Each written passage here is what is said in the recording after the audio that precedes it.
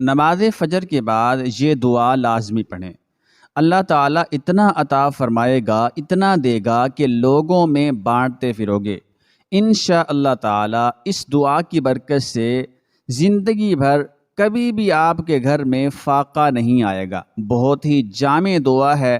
آپ صلی اللہ علیہ وآلہ وسلم اس دعا کو فجر کے بعد پڑھا کرتے تھے، اس لیے آپ بھی اہتمام کے ساتھ یہ دعا پڑھیں۔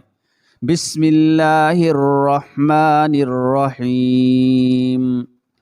اللہم انی اسألک علما نافعا ورزقا طیبا وعملا متقبلا۔ اے اللہ، بے شک میں تجھ سے نفع دینے والے علم کا سوال کرتا ہوں، اور پاکیزہ رزق کا، اور ایسے عمل کا جو قبول کر لیا جائے۔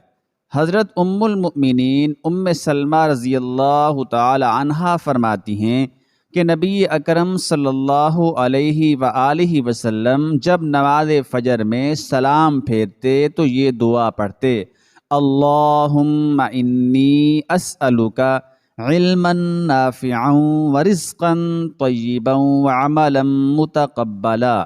اے اللہ، میں تجھ سے نفع بخش علم، پاکیزہ روزی اور مقبول عمل کا سوال کرتا ہوں۔